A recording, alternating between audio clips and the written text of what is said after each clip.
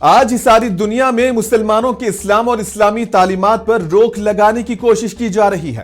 کہیں کسی کو داڑھی سے پریشانی ہے تو کسی کو کپڑوں سے، کسی کو آئی لو محمد کہنا اچھا نہیں لگتا تو کسی کو آذان کی آواز سے پریشانی ہے۔ اور اب اٹلی میں بھی برقع اور نقاب پر پابندی لگانے کے لیے وہاں کی سرکار سخت قوانین لانے کی تیاری کر رہی ہے۔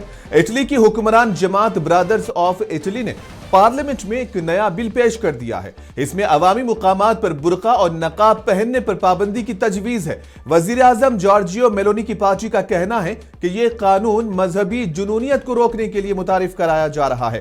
مجوزہ قانون کے مطابق کسی بھی عوامی مقام، اسکول، یونیورسٹی، دفاتر، دکانوں اور سرکاری عمارتوں میں چہرہ ڈھانپنے والا لباس پہننا مکمل طور پر ممنوع ہوگا۔ اس میں برقع اور نقاب دونوں بھی شامل ہیں اور قانون کی خلاف ورزی کرنے والوں کو 300 سے 3000 یورو یعنی کہ تقریباً 28,000 سے 2.8 لاکھ روپے تک کے جرمانے کا سامنا کرنا پڑ سکتا ہے۔ ہم آپ کو بتا دیں کہ فرانس پہلا یورپی ملک تھا جس نے 2011 میں عوامی سطح پر برقعے پر مکمل پابندی عائد کی تھی۔